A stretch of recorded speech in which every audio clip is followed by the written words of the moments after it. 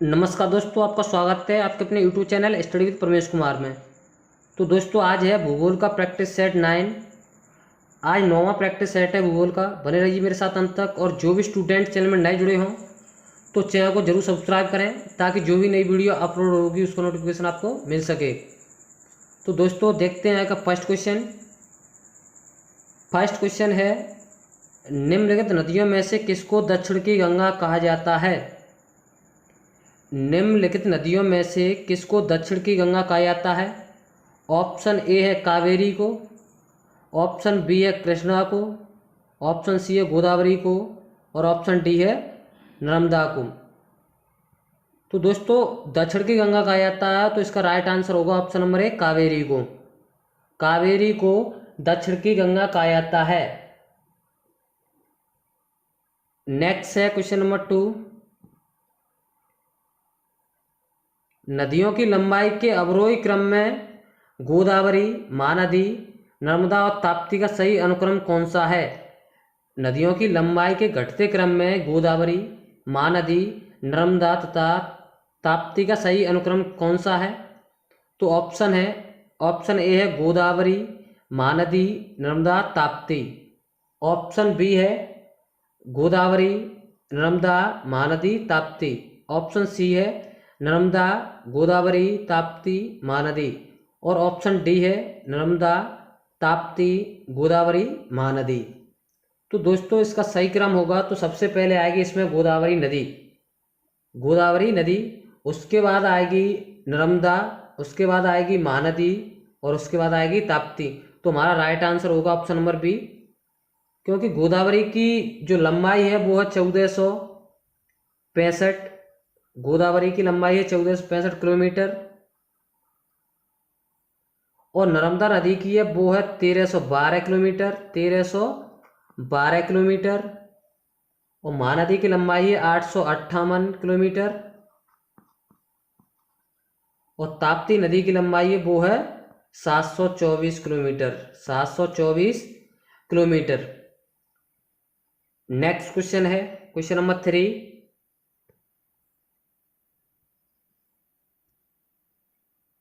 निम्न नदियों में से किनको जोड़ने का कार्य किया गया था? निम्न नदियों में से किनको जोड़ने का कार्य किया गया था? तो इसके ऑप्शन है, ऑप्शन ए है कावेरी और तुंगभद्रा, ऑप्शन बी है गोदावरी और कृष्णा, ऑप्शन सी है महानदी और सोन, ऑप्शन डी है नर्मदा और ताप्ती। तो इसका राइट आंसर होगा ऑप्शन नंबर बी, गोदावरी और कृष्णा। गोदावरी और कृष्णा 16 सितंबर 2015 को गोदावरी तथा कृष्णा नदियों को जोड़ने का कार्य पूरा हुआ। ओके, 16 सितंबर 2015 को इन्हें जोड़ने का कार्य पूरा हुआ था। नेक्स्ट है क्वेश्चन नंबर 4, सोन, नर्मदा और महानदी निकलती है। सोन, नर्मदा तथा महानदी निकलती है तो इसके ऑप्शन है पलामू पहाड़ से, ऑप्शन बी है अमरकंटक से, ऑप्शन सी है पूर्वी घाट से, ऑप्शन डी है अरावली से। तो दोस्तों, सोन, नर्मदा और महानदी निकलती हैं अमरकंटक के पठार से। तो यहाँ पर राइट आंसर होगा ऑप्शन नंबर बी, अमरकंटक से। नेक्स्ट है क्वेश्चन नंबर 5, क्वेश्चन नंबर 5 है, कौन सी नदी उड़ीसा में अपना डेल्टा बनाती है? कौन सी नदी उड़ीसा में अपना डेल्टा बनाती है? तो इसके ऑप्शन है, ऑप्शन ए है गोदावरी, ऑप्शन बी है महानदी, ऑप्शन सी है नर्मदा, ऑप्शन डी है ताप्ती। तो कौन सी नदी उड़ीसा में अपना डेल्टा बनाती है? तो इसका राइट आंसर होगा option number B, Mahanadi. Mahanadi Chhattisgarh एवं उड़ीसा में प्रवाहित होती है। प्रवाहित होती हुई पारादीप के पास बंगाल की खाड़ी में डेल्टा बनाती है। कहां पर बनाती है? बंगाल की खाड़ी में। नेक्स्ट है क्वेश्चन नंबर 6, तेल नदी निम्नलिखित नदियों में से किसकी सहायक नदी है? तेल नदी निम्नलिखित नदियों में से किसकी सहायक नदी है? तो इसको ऑप्शन है, ऑप्शन ए है बागमती, ऑप्शन बी है घाघरा, ऑप्शन सी है गंडक, ऑप्शन डी है महानदी। तो तेल नदी है वो किसकी सहायक नदी है? तो इसका राइट आंसर होगा ऑप्शन नंबर डी, महानदी की सहायक नदी है तेल। और महानदी की अन्य सहायक नदियां भी हैं, शिवनाथ, जोंक, हंसदो, ईव, मांड, ये सहायक नदी है महानदी की। नेक्स्ट है क्वेश्चन नंबर 7। क्वेश्चन नंबर 7 है, प्रायद्वीपीय भारत में सबसे लंबी नदी कौन सी है? प्रायद्वीपीय भारत में सबसे लंबी नदी कौन सी है? तो इसका ऑप्शन है, ऑप्शन ए है कृष्णा, ऑप्शन बी है नर्मदा, और ऑप्शन सी है गोदावरी, ऑप्शन डी है महानदी। तो ये प्रायद्वीप भारत में सबसे लंबी नदी है वो है गोदावरी। तो इसका राइट आंसर होगा ऑप्शन नंबर सी, गोदावरी। प्रायद्वीपीय भारत की सबसे लंबी नदी गोदावरी है। इसकी कुल लंबाई है 1465 किलोमीटर, 1465 किलोमीटर। यह त्र्यंबकेश्वर महाराष्ट्र के निकट से निकलकर दक्षिण पूर्व की ओर प्रवाहित होती हुई बंगाल की खाड़ी में गिरती है। बंगाल की खाड़ी में गिरती है गोदावरी नदी। कृष्णा नदी की जो लंबाई है वो कितनी है? 1290 किलोमीटर, 1290 किलोमीटर कृष्णा नदी की लंबाई है, 1290 किलोमीटर। महानदी की मैंने आपको अभी बताया था 858 किलोमीटर, 858 किलोमीटर। और गोदावरी की तो मैंने आपको बताइए दिया था 1465 किलोमीटर। और रह गई नर्मदा की कितनी है? नर्मदा की है 1312 किलोमीटर, 1312 किलोमीटर। नर्मदा की लंबाई है 1312 किलोमीटर। तो इसका राइट आंसर है वो है ऑप्शन नंबर सी, गोदावरी। देखते हैं नेक्स्ट क्वेश्चन। क्वेश्चन नंबर 8 है, भारत का दूसरा बड़ा नदी बेसिन है। भारत का दूसरा बड़ा नदी बेसिन है। तो ऑप्शन ए है महानदी बेसिन, ऑप्शन बी है नर्मदा बेसिन, ऑप्शन सी है गोदावरी बेसिन, और ऑप्शन डी है कावेरी बेसिन। तो इसका राइट आंसर होगा, जो भारत का दूसरा सबसे बड़ा नदी बेसिन है वो है गोदावरी बेसिन। और भारत का पहला बड़ा बेसिन है वो है गंगा बेसिन, गंगा बेसिन।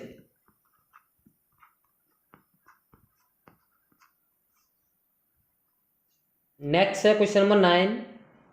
निम्नलिखित कथनों में से कौन सा एक सही नहीं है? तो ऑप्शन ए है, महानदी का उद्गम छत्तीसगढ़ के पठार से होता है। महानदी का उद्गम छत्तीसगढ़ के पठार से होता है। ऑप्शन बी है, गोदावरी नदी का उद्गम महाराष्ट्र में होता है। ऑप्शन सी है, कावेरी नदी का उद्गम आंध्र प्रदेश में होता है। ऑप्शन डी है, ताप्ती नदी का उद्गम मध्य प्रदेश में होता है। तो इसका राइट आंसर होगा ऑप्शन नंबर सी, कावेरी नदी का उद्गम आंध्र प्रदेश में नहीं होता है। कावेरी नदी का उद्गम होता है कर्नाटक की ब्रह्मगिरी पहाड़ियों से, कर्नाटक की ब्रह्मगिरी पहाड़ियों से। नेक्स्ट है क्वेश्चन नंबर 10। बड़ा क्वेश्चन है तो इसे नेक्स्ट छोटा करता हूं अभी। निम्नलिखित में से किस एक स्थान से भारत की दो महत्वपूर्ण नदियों का उद्गम होता है? निम्नलिखित में से किस एक स्थान से भारत की दो महत्वपूर्ण नदियों का उद्गम होता है, जिनमें एक उत्तर की तरफ प्रवाहित होकर बंगाल की खाड़ी की तरफ प्रवाहित होने वाली दूसरी नदी में मिलती है और दूसरी अरब सागर की तरफ प्रवाहित होती है? तो इसके ऑप्शन है, ऑप्शन ए है अमरकंटक, ऑप्शन बी है बद्रीनाथ, ऑप्शन सी है महाबलेश्वर, ऑप्शन डी है नासिक। तो इसका राइट आंसर होगा अमरकंटक। अमरकंटक से दो नदियों का उद्गम होता है। वो नदियां हैं सोन और नर्मदा। सोन नर्मदा। सोन नदी है वो पटना से पूर्व गंगा नदी में मिलती है, और जो नर्मदा थी है वो अरब सागर में गिरती है। ओके, नेक्स्ट है क्वेश्चन नंबर 11। क्वेश्चन नंबर 11 है, भारत में निम्न नदियों में से कौन हिमालय की सभी श्रेणियों को काटती है? भारत में निम्न नदियों में से कौन हिमालय की सभी श्रेणियों को काटती है? तो ऑप्शन है, ऑप्शन यहाँ पर बी से शुरू हो गया है। ऑप्शन है इसके रावी, सतलज, ब्यास, चिनाब। तो जो भारत की निम्न नदियों में से कौन हिमालय की सभी श्रेणियों को काटती है? तो इसका राइट आंसर होगा ऑप्शन नंबर सी है इसमें, सतलज। सतलज दोस्तों लिख ली है तिब्बत में कैलाश पर्वत एवं मानसरोवर झील के निकट राकस ताल से। कहाँ से? राकस ताल से।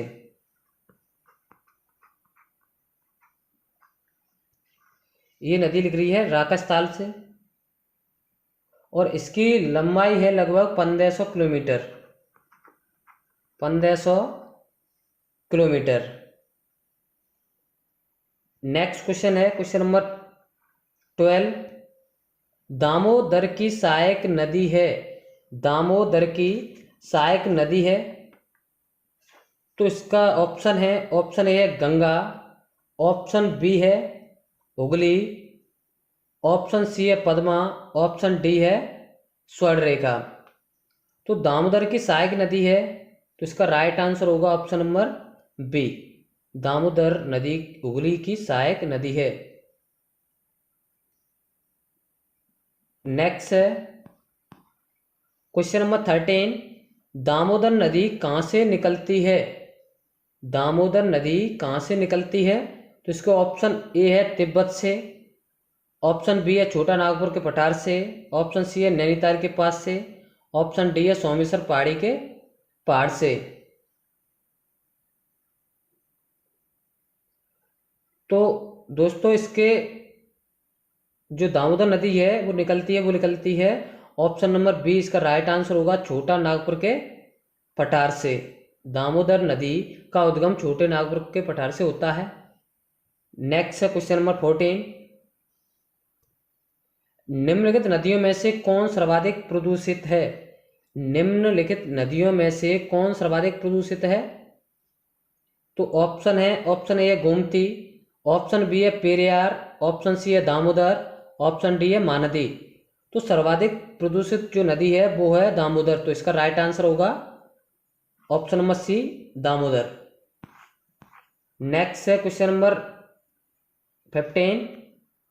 क्वेश्चन नंबर 15 है निम्न में से कौन सी नदी एस्चुरी नहीं बनाती है? निम्न में से कौन सी नदी एस्चुरी नहीं बनाती है? तो ऑप्शन है इसके नर्मदा, ऑप्शन बी है ताप्ती, ऑप्शन सी है मांडवी, ऑप्शन डी है महानदी। तो इस क्वेश्चन में पूछा है कौन सी नदी एस्चुरी नहीं बनाती है? तो इसका राइट आंसर होगा ऑप्शन नंबर सी, मांडवी नदी एस्चुरी नहीं बनाती है।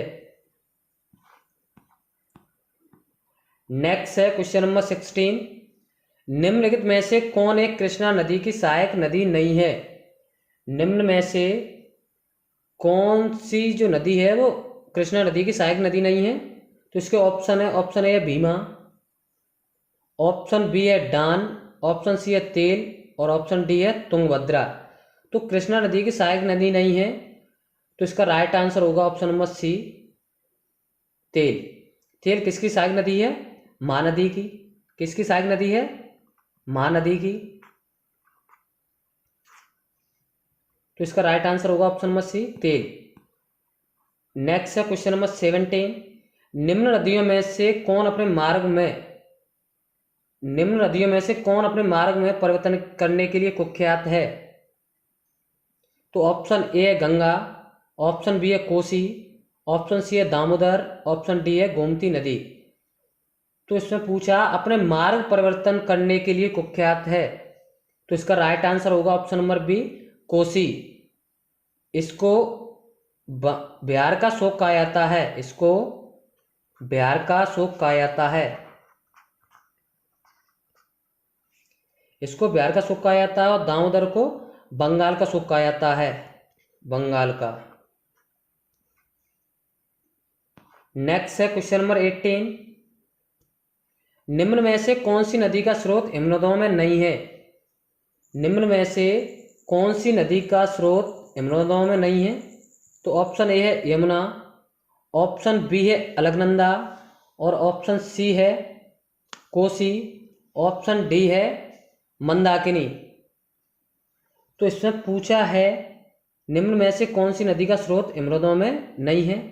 तो इसका राइट आंसर होगा ऑप्शन नंबर सी, कोसी। इसका राइट आंसर होगा ऑप्शन नंबर सी। नेक्स्ट है क्वेश्चन नंबर 19। बिहार का शोक किस नदी को कहा जाता है? मैंने आपको अभी अभी बताया था, बिहार का शोक किस नदी को कहा जाता है? तो ऑप्शन ए है कोसी, ऑप्शन बी है दामोदर, और ऑप्शन सी है गोमती, ऑप्शन डी है गंगा। तो इसका राइट आंसर होगा जो बिहार का शोक कहा जाता है वो कहा जाता है कोसी नदी को। तो इसका राइट आंसर होगा ऑप्शन नंबर ए, कोसी नदी। नेक्स्ट है क्वेश्चन नंबर 20। उत्तर प्रदेश में मध्य प्रदेश राज्य में, उत्तर प्रदेश तथा मध्य प्रदेश राज्य में संयुक्त रायघाट नदी, जो संयुक्त रायघाट नदी परियोजना लागू की गई, उत्तर प्रदेश तथा मध्य प्रदेश राज्यों में संयुक्त रायघाट नदी घाटी परियोजना लागू की गई। तो इसके ऑप्शन है, ऑप्शन ए है केन नदी पर, ऑप्शन बी है सोन नदी पर, ऑप्शन सी है चंबल नदी पर, ऑप्शन डी है बेतवा नदी पर। तो इसका राइट आंसर होगा ऑप्शन नंबर डी, बेतवा नदी पर। नेक्स्ट है क्वेश्चन नंबर 21। क्वेश्चन है किशन गंगा एक सहायक नदी है, किशन गंगा एक सहायक नदी है। तो ऑप्शन है इसके, ऑप्शन ए है रावी की, ऑप्शन बी है चिनाब की, ऑप्शन सी है झेलम की, और ऑप्शन डी है ब्यास की। तो एक किशन गंगा है वो है झेलम की सहायक नदी है। तो इसका राइट आंसर होगा ऑप्शन नंबर सी, झेलम की। किशन गंगा झेलम की प्रमुख सहायक नदी है। ओके। नेक्स्ट है क्वेश्चन नंबर 22। भारत की किस नदी पर विश्व का सबसे ऊंचा पुल बनाया जा रहा है? भारत की किस नदी पर विश्व का सबसे ऊंचा पुल बनाया जा रहा है? तो ऑप्शन ए है चिनाब पर, ऑप्शन ए है चिनाब पर, ऑप्शन बी है सतलज पर, और ऑप्शन सी है झेलम पर, ऑप्शन डी है ब्यास पर। तो भारत के किस नदी पर विश्व का सबसे ऊंचा पुल बनाया जा रहा है? तो इसका राइट आंसर होगा ऑप्शन नंबर ए, चिनाब पर। नेक्स्ट है क्वेश्चन नंबर 23। महात्मा गांधी सेतु स्थित है, महात्मा गांधी सेतु स्थित है। तो इसके ऑप्शन है, ऑप्शन ए है बिहार, ऑप्शन बी है उत्तर प्रदेश, ऑप्शन सी है मध्य प्रदेश, ऑप्शन डी है आंध्र प्रदेश। तो महात्मा गांधी सेतु है वो बनाया जा रहा है, इसका राइट आंसर होगा ऑप्शन नंबर ए, बिहार में। महात्मा गांधी सेतु बिहार में पटना से, पटना से हाजीपुर,